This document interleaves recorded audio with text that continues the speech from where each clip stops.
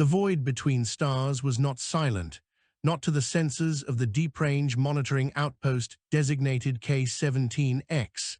It was a cacophony of background radiation, the faint, ancient whispers of pulsars, and the occasional data-burst chatter of far-flung exploration vessels.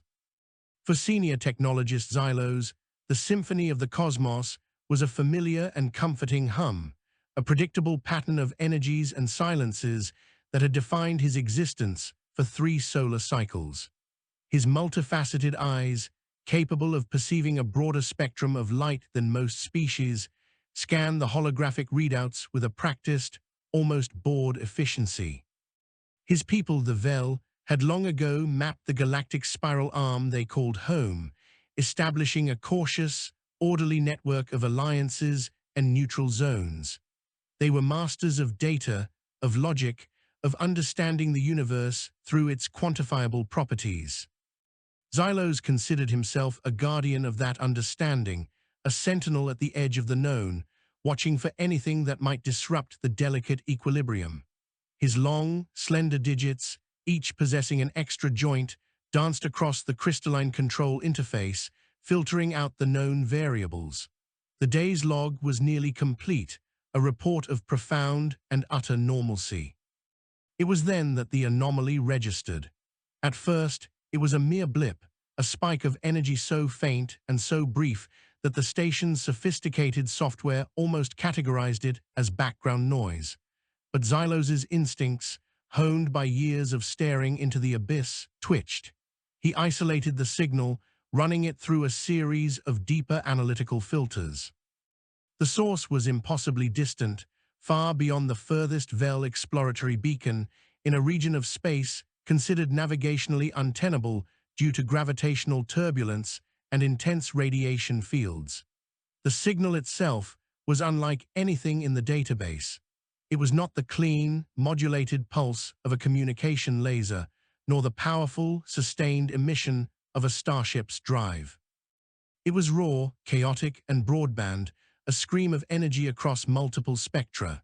For a full shift, Xylos monitored the anomaly, his initial curiosity hardening into a cold, professional dread. The signal pulsed with a strange, irregular rhythm, flaring and fading in a pattern that defied natural explanation. He dispatched a long-range probe, a swift and silent vessel little more than a sensor array and a jump drive. The wait for its data was interminable. When the probe finally dropped back into real space and began its transmission, the information it sent back to K-17X was paradigm-shattering. The source of the signal was a vessel. It was colossal, a jagged, asymmetrical mass of alloy and plate that seemed to have been assembled with a blatant disregard for aesthetic harmony or hydrodynamic efficiency, not that hydrodynamics mattered in the vacuum. It was scarred, pitted from micrometeorite impacts, and venting atmosphere from a dozen ruptures along its hull. This was not a ship built by any of the major galactic powers. Its design philosophy was brutal, utilitarian, and spoke of a species for whom space was not a medium to be gracefully traversed, but an enemy to be conquered through sheer bulk and resilience. More alarming than its appearance was its trajectory. It was on a direct course for a Vel core world, a densely populated hub of culture and commerce. The vessel's velocity was staggering, a significant fraction of light speed achieved through means the probe's sensors could not fully decipher, though the energy signatures pointed to a terrifyingly primitive and inefficient matter-antimatter annihilation process, a technology the Vel had abandoned cycles ago for its volatility. This was not a diplomatic mission. This was a projectile. Xylos immediately encrypted his findings and routed them through the tightest military communication channels to the Vel High Command. The response was swift and severe. A quarantine fleet, comprised of 3 advanced warcruisers from the Vel Defense Armada, was dispatched to intercept the intruder long before it could reach the inner systems. Their orders were clear: establish contact if possible, but if the vessel showed any sign of hostility or refused to alter its course, it was to be neutralized without hesitation. Xylos, from the safety of his outpost, monitored the interception in real time. The Vel warcruisers were marvels of engineering, their hulls smooth and flowing, their weapons systems precise and powerful, designed to disable and dissect, not merely to destroy. They formed a perfect triangular formation around the derelict behemoth, their communication arrays broadcasting a universal first contact package on every conceivable frequency, mathematical primes, fundamental physical constants, peaceful greetings in 1,000 archived languages. There was no response. The alien vessel continued its relentless, unswerving path, its chaotic energy signature unwavering. The lead warcruiser, following protocol, fired a single warning shot, a pinpoint burst of plasma that vaporized a small, non-essential communications array on the intruder's hull. The intent was unambiguous. We can hit you, we are precise, stand down. The alien ship's reaction was instantaneous and horrifying. It did not slow, nor did it return communication. Instead, vast sections of its pitted hull slid aside, revealing not the focused energy projectors of Vel weaponry, but rows upon rows of crude, ballistic launch tubes. Before the Vel commanders could even process this archaeological absurdity, projectile weapons in the age of energy shields, the alien vessel unleashed its fury. It was not a precise volley. It was a storm. Thousands of tungsten slugs, each the size of a ground vehicle, were accelerated to relativistic speeds by magnetic rails running the length of the ship.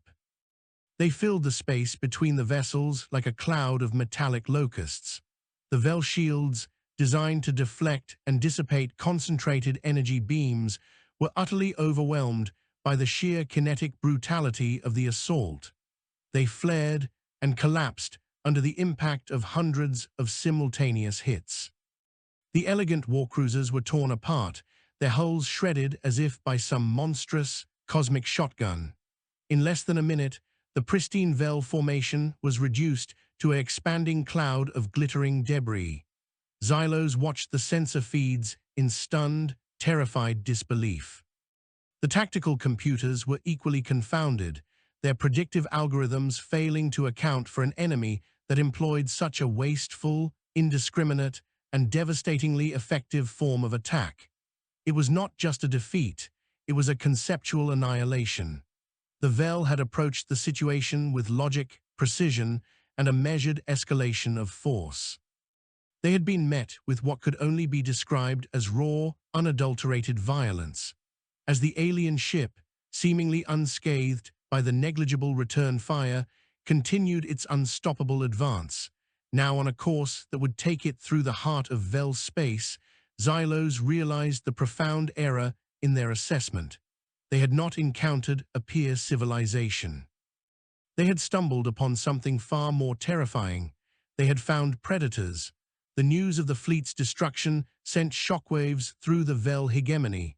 Panic, a rare and deeply shameful emotional state for the logical Vel, began to spread through the information networks. The High Command went into emergency session, their debates frantic. They analyzed the sensor data from the battle 1,000 times, each analysis yielding the same chilling conclusion. Their entire military doctrine was obsolete.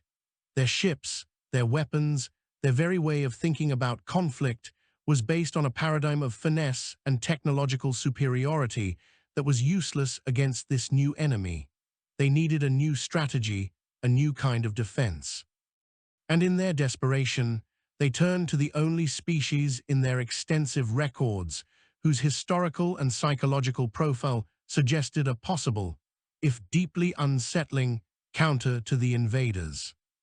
They turned to the inhabitants of a small, mineral-rich world in a backwater sector, a species that had only recently achieved rudimentary spaceflight and had been placed under a strict non-interference embargo.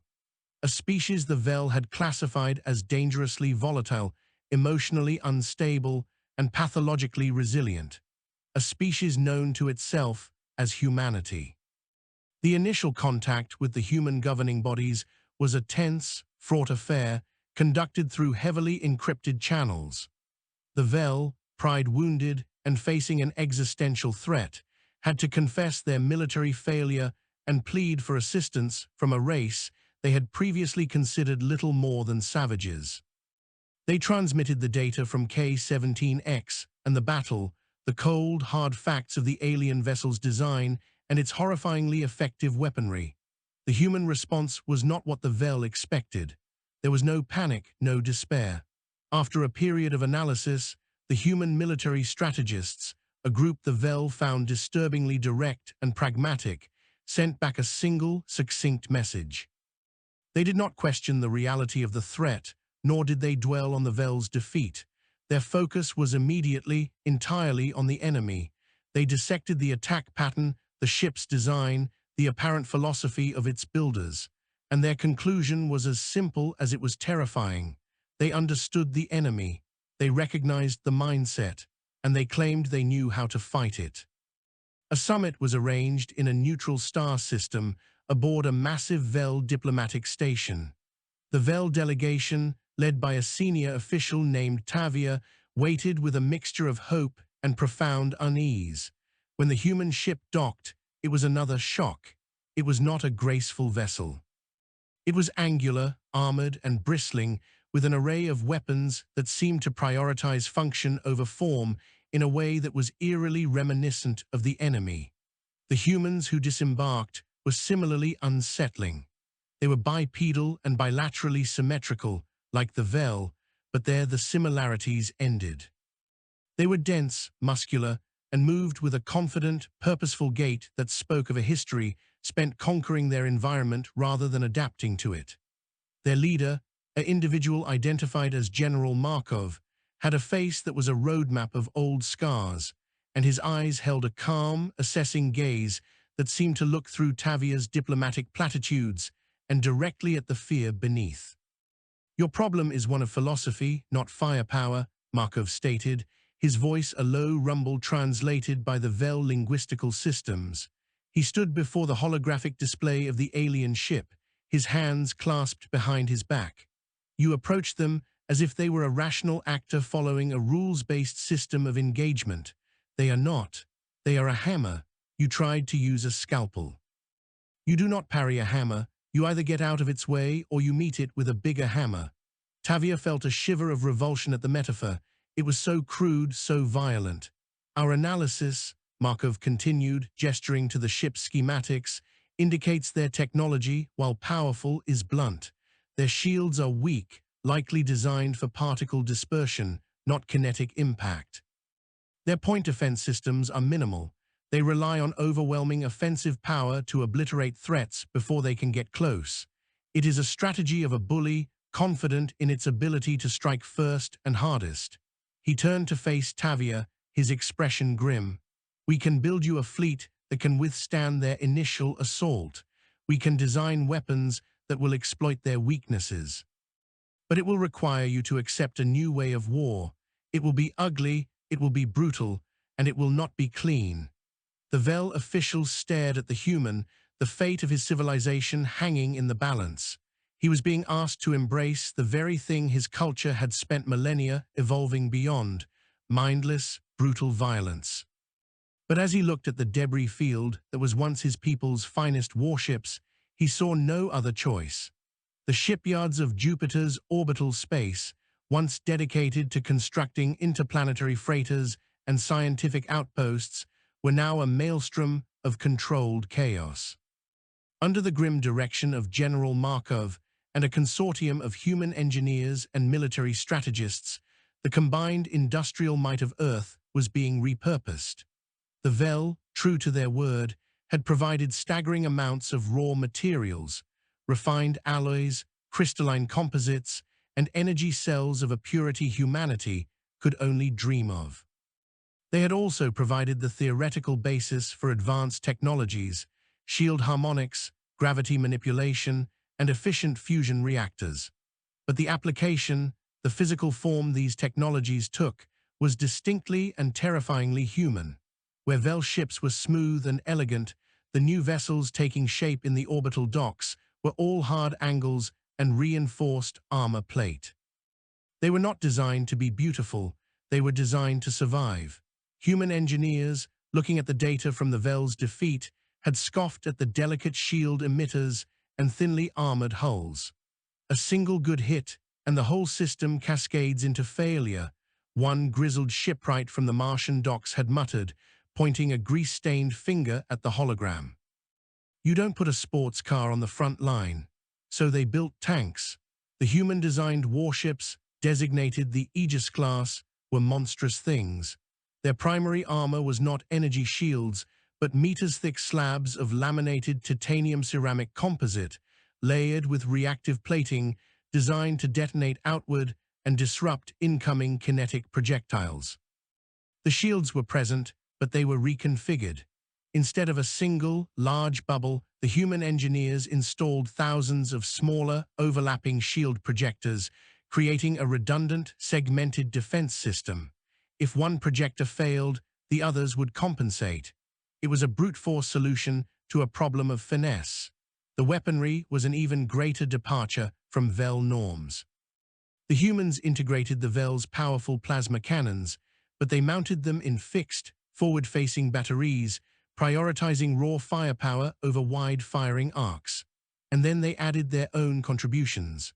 Along the flanks of the Aegis-class ships, massive magnetic railgun assemblies were installed, direct, scaled-up descendants of the weapons that had torn the Vel fleet apart. To fight a monster, you must understand its tools, Markov had said during a design review, and the human engineers had taken that to heart.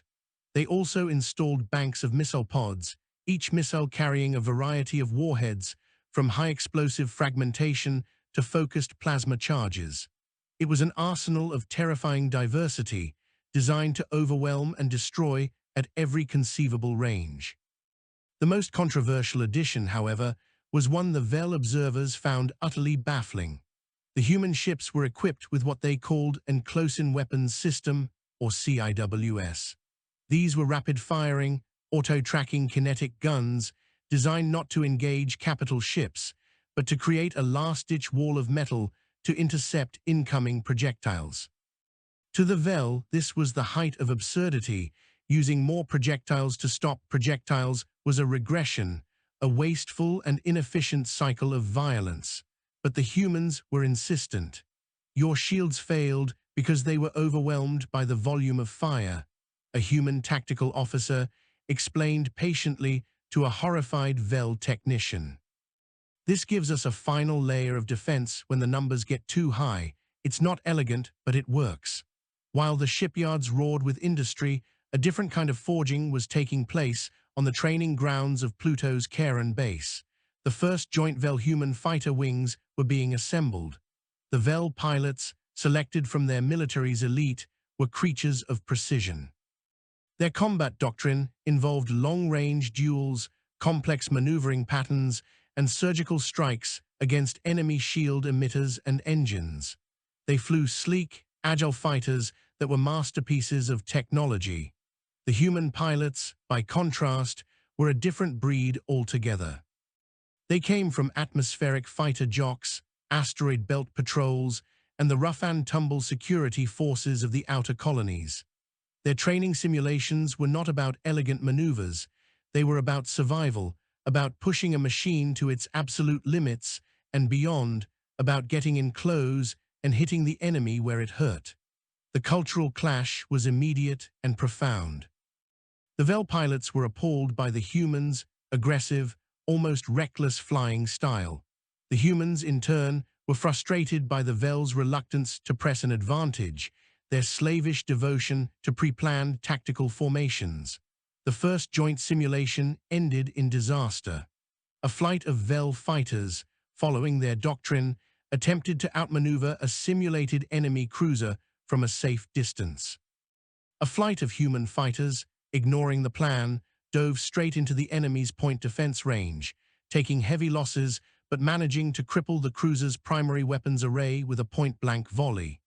In the debriefing, the Vel wing commander expressed his dismay at the humans' suicidal lack of self-preservation. The human flight leader, a veteran named Valeria Rostova, simply shrugged. The objective was to neutralize the threat. The threat is neutralized. Our survival was a secondary variable. You fight to win, not to stay safe. It was General Markov who finally brokered a fragile understanding. He gathered the pilots from both species in a large briefing room, the holographic wreckage of the Vel fleet hovering between them. "The enemy does not care about your doctrines," he stated, his voice cutting through the tension. "They do not care about your elegant tactics or your personal survival. They have one goal, your utter annihilation. You," he said, pointing to the Vel, "have the technology, the precision, the strategic mind. And you," his finger swung to the humans, "have the aggression, the resilience, and the will to do what is necessary. Alone you will fail. Together you might just have a chance. The Vel will be the scalpel, making precise, disabling cuts from a distance. The humans will be the hammer, moving in to deliver the killing blow when the enemy is distracted and wounded. You will learn to fight together, or you will die alone." Slowly, painfully, a new hybrid doctrine began to emerge. The Vel learned to use their precision to create openings for the human assaults. They learned to target enemy sensor arrays and communication dishes, blinding the behemoth and creating moments of vulnerability. The humans, in turn, learned to temper their aggression with a modicum of patience, to wait for the Vel to do their work before committing to their devastating close-range attacks. They began to develop combined maneuvers, with Vel fighters acting as spotters and electronic warfare platforms, while human fighters lurked in the shadows, waiting for the signal to strike. It was an uneasy alliance, a marriage of cold logic and burning fury, but it was taking shape. In the cold dark beyond Pluto, a new kind of war machine was being born, forged in the fires of mutual desperation and a shared, chilling understanding of the enemy that was even now carving its way deeper into Vel's space. The first test of the fledgling alliance was not long in coming. Long-range Vel listening posts detected another one of the alien behemoths, designated Leviathan II. Emerging from the gravitationally chaotic region of space, the humans had nicknamed the Maw. Its trajectory was just as direct and menacing as the first, aimed at a key Vel industrial system containing 3 heavily populated worlds and the shipyards that built their civilian fleets. The time for theory was over. The combined fleet, a mix of 5 human-built Aegis-class battleships, a dozen retrofitted Vel cruisers now equipped with human-style armor and point defense, and several wings of the new hybrid fighter squadrons, was ordered to intercept. The journey through the void was a tense affair. Aboard the human flagship, the resolute General Markov maintained a calm, stoic demeanor, but the atmosphere on the bridge was thick with anticipation. The Vel crew members moved with a quiet, efficient grace, their large eyes frequently darting towards their human counterparts, who seemed to project a grim, almost eager energy. On the Vel flagship, the Starlight Weaver, the mood was one of profound anxiety. Commander Elson, a veteran of the first disastrous encounter, watched the tactical displays with a knot of dread in his stomach. He was leading his people into battle alongside these barbarians, placing his trust in their crude, violent methods. The very idea felt like a betrayal of everything his culture stood for. When the enemy vessel finally resolved on the long-range scanners, it was every bit as monstrous as the records had shown. A jagged mountain of metal and weaponry, larger than the Resolute and the Starlight Weaver combined, moving with a silent, terrifying purpose. The standard Vel first contact protocols were broadcast, met with the same stony, aggressive silence. The Leviathan did not alter its course by a single degree. As it entered weapons range, the now familiar sequence began. Vast sections of its hull retracted, revealing the cavernous mouths of its magnetic rail launchers. "All ships brace for kinetic impact." Markov's voice was calm over the fleet-wide comm. "Vel elements, execute Plan A. Human elements, hold for my signal." The order was a testament to the new doctrine. The retrofitted Vel cruisers, their hulls now thickened with human-designed armor, surged forward, but they did not fire. Instead, they unleashed a massive, coordinated electronic warfare barrage and launched volleys of high-speed sensor drones. Their goal was not to damage the Leviathan, but to confuse it, to saturate its targeting systems with a cloud of false signals and jamming frequencies. For a moment, the alien ship seemed to hesitate, its targeting scanners struggling to find a lock through the electronic static. Its first volley was scattered, inaccurate. A few tungsten slugs slammed into the Vel ships, their new armor groaning under the impact but holding, a fact that sent a surge of shocked relief through the Vel crews. "That's our window," Markov said, his voice still low but now carrying an edge of steel. "All Aegis-class ships, full power to forward shields and engines. Railgun batteries, target their launch bays. Fighter wings, launch and engage close-in defense. Go." The human battleships, which had been holding back, now powered forward like enraged bulls. Their blunt prows glowed with the energy of their reinforced shields as they plowed into the thinning cloud of incoming projectiles. The CIWS systems along their hulls came to life, filling the space around them with a storm of tungsten pellets, creating a localized blizzard that detonated or deflected the larger enemy slugs. It was a terrifying, beautiful, and utterly wasteful display of firepower, and it worked. The human wall advanced, absorbing the punishment that had obliterated the first Vel fleet. Then the human ships returned fire. Their forward railguns spoke, not with the chaotic storm of the Leviathan, but with a focused, rhythmic thunder. They targeted the open launch bays, sending hypersonic slugs directly into the heart of the enemy's offensive capability. Explosions bloomed along the Leviathan's flank as launch tubes were mangled and destroyed. At the same time, the hybrid fighter wings dove into the fray. The Vel fighters, staying at the edge of the chaos, used their precision lasers to pick off point defense turrets and sensor clusters on the Leviathan's hull, creating blind spots. Into these blind spots surged the human fighters. They flew like demons, weaving through the lattice of enemy fire, unloading salvos of plasma missiles and high-explosive rockets at point-blank range into the Leviathan's armored skin. The battle was not one-sided. The Leviathan was far from helpless. Its secondary energy weapons, less powerful but still deadly, lashed out, vaporizing several human fighters and scoring deep gouges in the Resolute's armor. A lucky shot from one of its remaining railguns managed to punch through the shields of a Vel cruiser, the Luminous Dream, and tear it in half. The loss was felt by all, a stark reminder of the cost. But the combined fleet's strategy was working. The Leviathan's relentless advance had been halted. Its primary weapon systems were being systematically dismantled.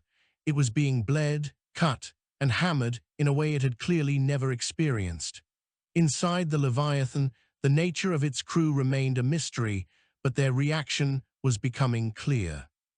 The ship, which had previously moved with the unerring certainty of a natural disaster, began to maneuver erratically.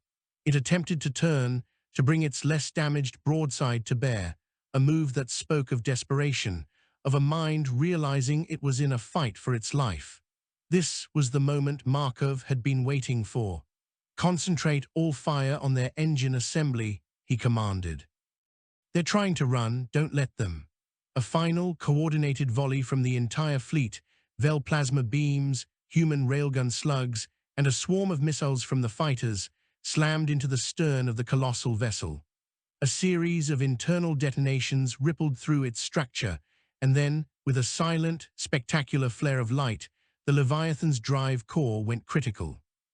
The ship tore itself apart from the inside out, becoming a new, temporary star in the cold dark. On the bridge of the Resolute, there were no cheers. The human crew was grim, methodically assessing damage and casualty reports. They had won, but they had paid a price. On the Starlight Weaver, the silence was one of stunned awe.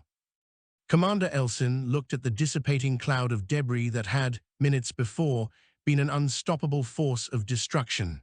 He had witnessed something impossible. He had seen logic and fury combined into a single, devastatingly effective instrument. The humans had not just won a battle, they had proven their entire philosophy of conflict.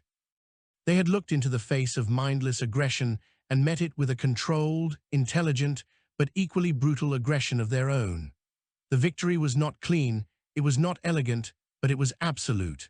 As he watched the human ships, scarred and battered, but still defiantly operational, begin recovery operations, a single, humbling thought crystallized in Elsin's mind.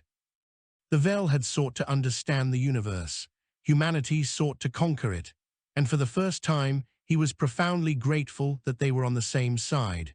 The victory against Leviathan II was a turning point, but it was not an end. It was a proof of concept, a bloody validation of the human-Vel alliance that sent ripples through the political and military structures of both species. On Earth, the mood was one of grim determination, mixed with a burgeoning sense of galactic-scale purpose. On the Vel core worlds, the mood was more complex, a relief so profound it was dizzying, tangled with a deep-seated cultural unease. They had been saved, but their saviors were everything their society had evolved beyond. The philosophical schism was widening. The Vel scientific and political elite, while publicly praising the alliance, privately grappled with the implications. They had witnessed their own military, once the epitome of sophisticated warfare, adopt human tactics, the brutal armor, the kinetic weapons, the acceptance of high casualty rates as a cost of victory. To many traditionalists, it felt like a cultural contamination. A prominent philosopher, Kalin, published a widely circulated treatise arguing that in embracing the human solution, the Vel were risking their very soul. "We fight the monsters from the void," he wrote, "but are we inviting a different kind of monster to sit at our hearth? The monster of perpetual war, of glorified violence, of the belief that might alone makes right."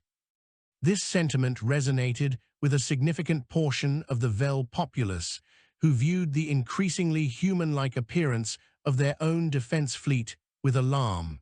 The humans, for their part, were largely oblivious to this internal crisis. Their focus was relentlessly practical. The data from the battle was analyzed, the performance of the Aegis-class ships was scrutinized, and new modifications were already being drafted.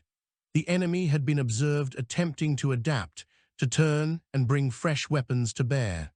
This suggested a capacity for tactical thought, however rudimentary. The next generation of human warships, the Titan class, would be even larger, even more heavily armored, and would feature a full spherical coverage of their CIWS systems and railgun batteries, making them deadly from any angle. Their learning, General Markov warned in a strategic briefing attended by both human and Vel commanders. "We can't just repeat the same trick. The next one will be harder." His prediction was chillingly accurate. The next contact was not a single Leviathan. It was a pair of them, emerging from the more on-converging courses, aimed at two different Vel systems. The strategy was clear: to split the allied fleet. The Vel High Command panicked. Their forces were still stretched thin, and the construction of the new human-designed ships, while rapid, could not keep pace with this new threat. They proposed a desperate gamble: divide the fleet, sending the human majority force to engage one Leviathan, while the Vel majority force, bolstered by the new Titan-class prototypes, would handle the other. It was a test, not just of military strength, but of the two separate doctrines operating independently. Markov agreed, but with a condition. "We will take the heavier-hitting group, the one with the two Titan prototypes. You take the other, but you must follow the combined arms doctrine we developed. Use your precision to create openings, then hit them hard and fast. Do not engage in a long-range duel. You will lose." The Vel commander assigned to the task, an official named Voris, who had been a vocal supporter of Kalin's philosophical stance, gave a stiff, reluctant nod. He did not fully believe in the human way. He saw it as a necessary evil, one he hoped to minimize in his own command. The two fleets diverged. Markov's force moved to intercept its target with the grim confidence of a predator on the hunt. The battle was a brutal, bloody affair, even more so than the first. The two Leviathans supported each other, their combined kinetic barrages creating an almost impenetrable storm of metal. The human-led fleet advanced through it like a determined fist through a wall of nails. The Titan-class ships, the indomitable and the unyielding, lived up to their names, their layered defenses shrugging off hits that would have vaporized a Vel cruiser. They closed the distance, trading blow for horrific blow with the alien behemoths, their fighter wings executing high-risk, high-reward attacks that systematically dismantled the enemy's offensive capabilities. It was a victory of sheer, unadulterated force, but the cost was high. The unyielding was crippled, and dozens of fighter pilots were lost, but the two Leviathans were destroyed. The battle fought by Commander Vorus's Vel majority fleet was a different story. Confronted with the single Leviathan, Vorus hesitated. The sight of the monstrous vessel triggered the deep-seated trauma of the first defeat. Against his better judgment and Markov's explicit orders, he reverted to traditional Vel tactics. He ordered his ships to maintain maximum distance and engage in a precision strike campaign, aiming to disable the Leviathan's engines and weapons with minimal risk to his own forces. It was a sound Vel strategy, one that had worked against pirates and rogue elements for centuries. Against the Leviathan, it was a catastrophic failure. The alien ship ignored the pinprick attacks on its periphery. It simply continued its advance, its own weapons systems fully operational. It focused its entire, terrifying broadside on the Vel formation. Without the human Aegis-class ships to absorb the initial kinetic onslaught, the Vel shields were once again overwhelmed. Ship after ship was torn apart. The two Titan-class prototypes in his fleet, the Stalwart and the Dauntless, fought valiantly, their human-designed systems proving incredibly resilient, but they were isolated and surrounded. They were slowly, methodically pounded into scrap metal. Vorus's fleet was annihilated. The Leviathan, damaged but still fully functional, continued on its course towards the undefended Vel world. Only the timely arrival of Markov's battered but victorious fleet, making a desperate forced march across the system, managed to intercept and destroy it at the last possible moment, saving billions of Vel from extinction. The aftermath of the twin battles was a seismic event for the Vel consciousness. The defeat of Vorus's fleet was not just a military loss, it was the final, brutal death of an old idea. The philosophy of Kalen, the belief that they could remain aloof from the brutal realities the humans represented, was lying in ruins amidst the wreckage of their most advanced ships. They had tried it their way, the clean way, the logical way, and it had led them to the brink of annihilation for a second time. The humans, with their ugly, brutal, and effective methods, had saved them again. The public outcry was immediate. Vorus was relieved of command, and a new, younger generation of Vel military leaders who had trained alongside humans and seen the efficacy of their ways firsthand began to rise to prominence. The cultural shift was palpable. Vel shipyards began requesting more human engineers. Vel pilots started to emulate the more aggressive flying styles of their human counterparts. The debate was over. The galaxy was not the orderly, logical place the Vel had believed it to be. It was a jungle, and humanity had just shown them the teeth and claws required to survive in it. The alliance was no longer just a pact of desperation. It was a fusion, a fundamental recalibration of the Vel's understanding of the universe. They were learning, from their relentless allies, how to be unflinching. The silence from the Maw was the most terrifying development of all. For nearly a full solar cycle, no new Leviathans emerged. The respite was welcome, allowing the Alliance to rebuild its fleets and fortify key systems with massive orbital defense platforms based on human designs, stationary fortresses armed with planet-killing railguns, and layered shield systems. But the absence of an attack felt less like peace and more like the drawn-in breath before a scream. General Markov spent his days in the Strategic Planning Center on the Vel homeworld, his scarred face etched with a deeper grimness than usual. "They're not gone," he told the Joint Command Council. "A predator that fails in its hunt doesn't give up.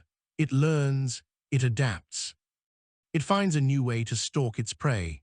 His words proved prophetic. The next signal from the deep range monitors was not one or two, but 5 distinct energy signatures, all emerging from the moor in a tightly coordinated formation. But they were not leviathans. They were different. Smaller, sleeker, their energy signatures cleaner and more focused. The lead vessel was a nightmare of refined purpose. Where the leviathans were blunt instruments, this new ship class, designated Nemesis, was a scalpel. Its hull was still asymmetrical and brutalist, but it was shaped for speed and maneuverability. Its primary weapon was not a bank of mass drivers, but a single, massive spinal-mounted cannon that glowed with a malevolent green energy, a directed energy weapon of a type, and power the Alliance's sensors could not classify. The Nemesis-led fleet moved with a chilling coordination the Leviathans had lacked. They did not charge headlong. They advanced in a complex shifting formation, using the smaller escort vessels to screen the Nemesis. When the Allied fleet, now a truly integrated force of Vel and human ships under Markov's overall command, moved to engage, the enemy did the unexpected. They split apart, the Nemesis and its escorts executing high-speed maneuvers that no ship of that mass should have been capable of. They were using gravity manipulation technology far in advance of anything the Vel possessed. The battle was instantly chaotic. The Vel elements, trying to apply their precision strikes, found their targets were never where they were supposed to be. The human Aegis-class ships, built to withstand a frontal assault, were outmaneuvered. The Nemesis would flicker in and out of range, its escorts drawing fire while it lined up its shot. Then its main weapon fired. It was not a kinetic impact or a plasma bolt. It was a beam of viridian energy that seemed to ignore conventional shields altogether. It struck a Vel cruiser, the Solar Grace, and where it hit, the ship's hull didn't vaporize, it unmade. Molecular bonds disintegrated, the metal and composite materials dissolving into a cloud of inert gray dust that spread through the void like a fungal bloom. The Solar Grace was simply erased from existence in a matter of seconds. A wave of pure, undiluted horror swept through the Allied fleet. This was not the brutal, understandable violence of the kinetic barrage. This was something else entirely, something alien and abominable. The enemy had not just adapted, they had evolved their warfare by an entire generation. They had seen the Alliance's resilience to kinetic attack and had developed a weapon that rendered that resilience meaningless.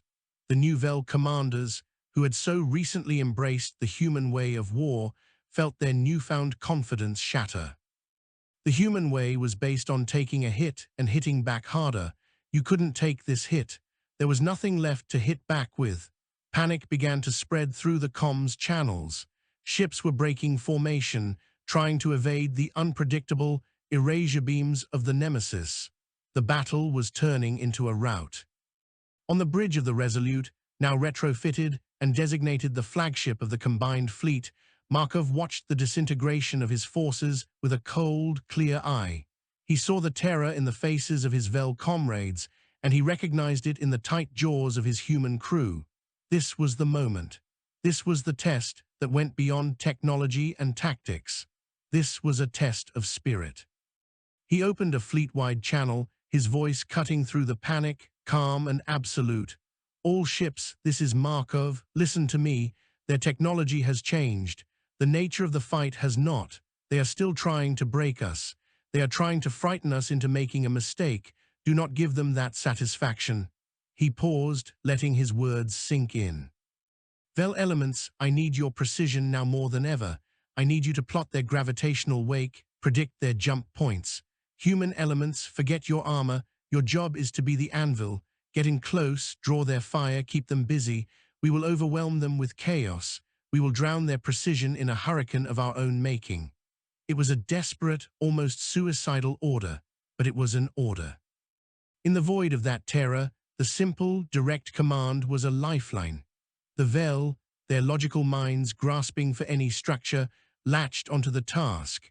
They focused their powerful sensors on the gravitational distortions of the Nemesis, their computers whirring as they calculated probable emergence points.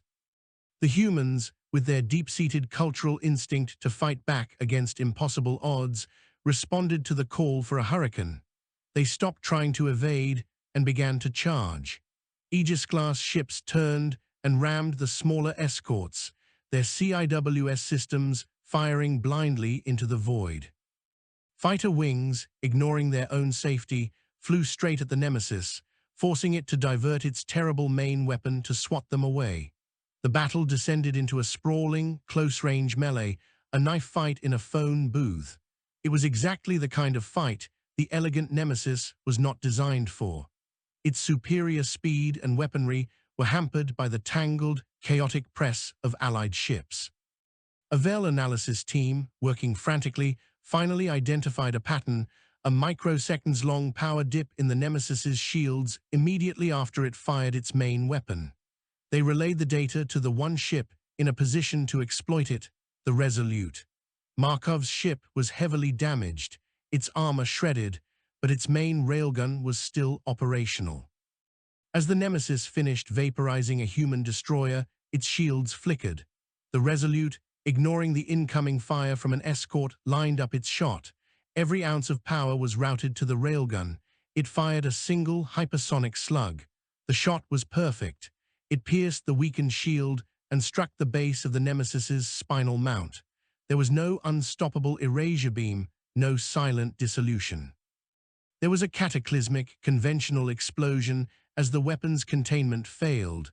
The Nemesis tore itself apart, the blast wave crippling its nearby escorts. The remaining enemy ships, their command vessel destroyed, seemed to lose their coordinated purpose. They broke off and began a frantic retreat back towards the moor. The Alliance had won, but the victory felt hollow. They stood amidst a graveyard of their own ships, staring at the new, terrifying reality. The enemy could learn, the enemy could innovate, and they had just shown that their capacity for destruction had only begun to be explored. The war was not over. It had just entered a new, more terrifying phase. The victory against the Nemesis fleet was a Pyrrhic one. The Allied forces had suffered catastrophic losses, and the technological leap demonstrated by the enemy sent a chilling message. Their foe was not a mindless swarm, but a thinking, adapting civilization with a seemingly bottomless capacity for military innovation. The brief era of confident counterattacks was over. The strategy shifted to one of desperate defense and deep strike reconnaissance. They had to understand the enemy, not just their weapons, but their origin, their society, their very nature. The key lay beyond the moor. The Vel had long considered the gravitational tumult of the moor an impenetrable barrier, a natural fortress wall. But the repeated emergence of enemy vessels proved there was a passage, a navigable route.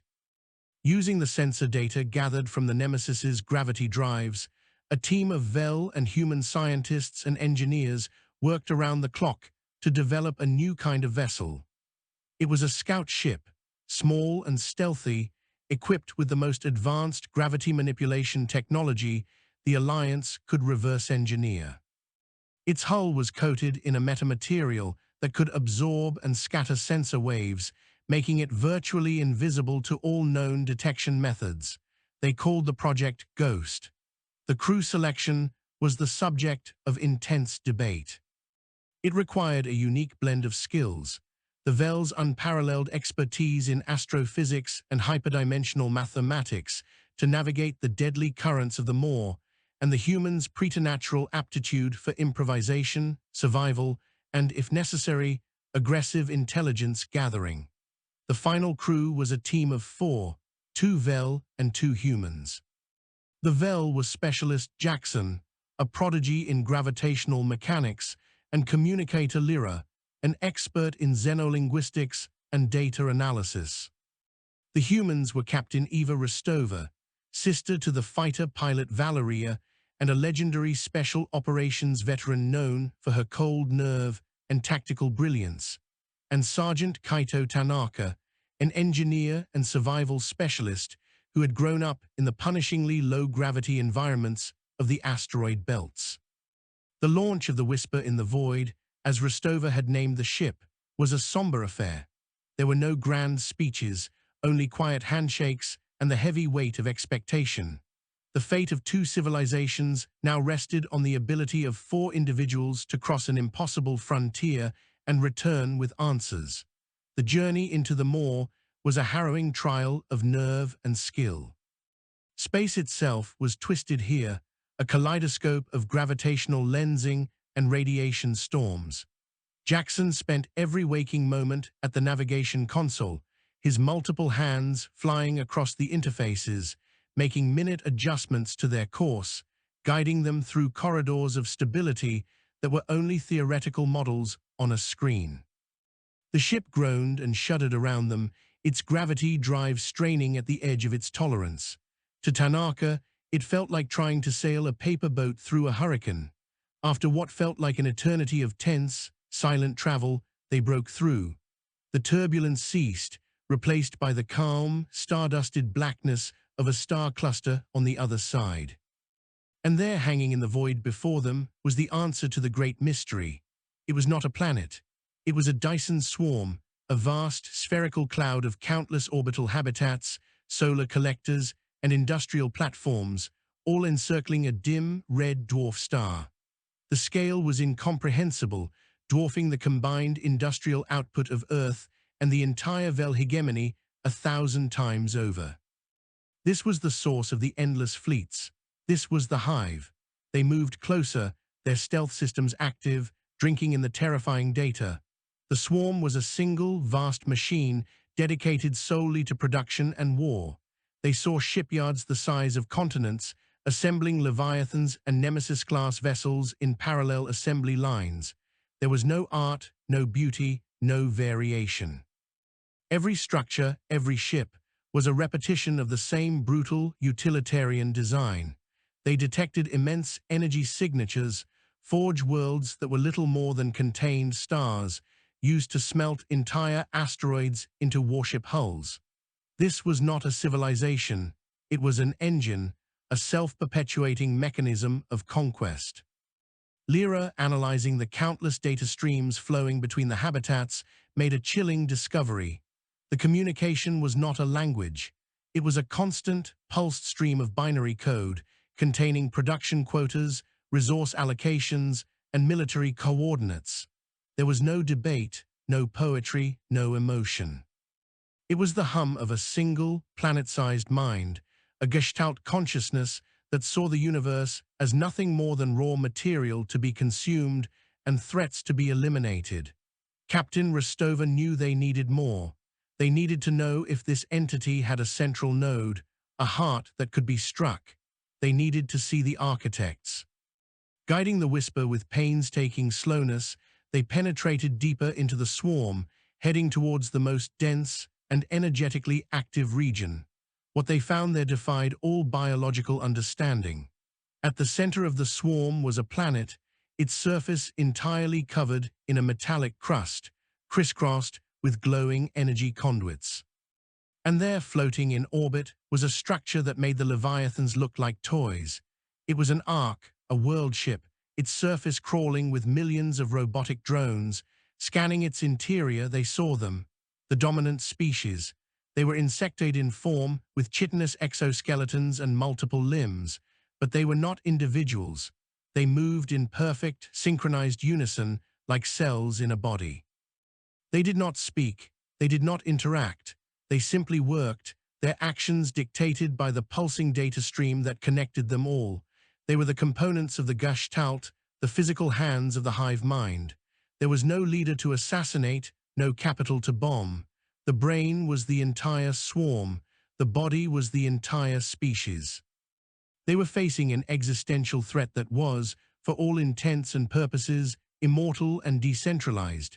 It was as they were preparing to withdraw, their mission a terrifying success, that disaster struck. A random energy surge from the star, a solar flare of immense power, washed over the Whisper. For a fraction of a second, their stealth systems flickered. It was enough. Across the swarm, 1,000 sensor arrays instantly focused on their location. The pulsing data stream changed, its tone shifting to one of pure, predatory alert. The hive mind had seen them. "They're on us," Tanaka yelled, as alarm klaxons blared through the small ship. On the scopes, a dozen Nemesis-class ships, accompanied by swarms of smaller, faster hunter-killer vessels, detached from their docks and accelerated towards their position. There was no hiding now. Rostova slammed the throttle forward, and the Whisper shot away from the central world, its engines screaming. "Jackson, plot us a course back through the moor, the most direct route, no matter how rough. Tanaka, give me everything the drive has. Lyra, start compressing and encrypting all the data. We have to get this back." The chase was a nightmare. The Whisper was agile and stealthy, but it was hopelessly outgunned and outnumbered. Jackson piloted with a frantic, brilliant desperation, weaving through the labyrinthine structure of the swarm, using the colossal industrial platforms as cover. Nemesis beams lanced out, unmaking the space around them. Hunter-killer ships pursued them like piranhas, their plasma fire scarring the Whisper's hull. Tanaka fought a continuous battle with the ship systems, rerouting power, reinforcing shields, and patching hull breaches as they occurred. The air grew thin and cold as atmosphere vented from a dozen leaks. They reached the edge of the swarm and plunged back into the chaotic currents of the moor. The enemy pursuit did not stop. The Nemesis ships, with their superior gravity drives, handled the tumult with far more ease than the Whisper. One by one, the hunter-killer ships fell behind or were destroyed by the gravitational shear, but the Nemesis vessels clung to them. A beam shot past their bow, shearing off a sensor array. Another hit their engine nacelle, and the ship shuddered violently, their speed dropping. They were not going to make it. On the bridge, Rostova made a decision. She turned to Lyra. "Is the data package ready?" The Vel communicator nodded, her large eyes wide with fear. "Transmit it." Burst transmission, tight beam, aimed at the last known coordinates of the listening post. All the data, everything we saw. As Lyra's hands flew across the console, sending the priceless information screaming back towards Allied space, Rostova turned to Jackson. "Set a new course, deeper into the moor, towards the largest gravitational anomaly you can find." Understanding dawned on the Vel specialist's face. It was a suicide run. They were going to lead the enemy on a chase into a gravitational whirlpool from which neither ship could escape. The Whisper, mortally wounded, turned away from safety and dove into the heart of the storm. The Nemesis ships, single-minded in their pursuit, followed. On the view screen, space itself was twisting into impossible shapes. Alarms were shrieking, and the hull was groaning like a living thing in its death throes. Rostova stood strapped to her command chair, her face a mask of calm resolve. Tanaka was at her side, his hand on her shoulder. Jackson and Lyra looked at each other, a shared, silent communication passing between them, a final acceptance. They had completed their mission. The warning had been sent. The Alliance now knew the true nature of the enemy. They were not fighting a nation. They were fighting a galaxy-spanning cancer, a hive mind of infinite resources and limitless, cold aggression. As the Whisper was torn apart by the unimaginable gravitational forces, its last transmission was not a scream, but a beacon of data, a final, defiant act of duty. The war for survival was now truly begun, and its first, greatest heroes had just bought their species a chance with their lives.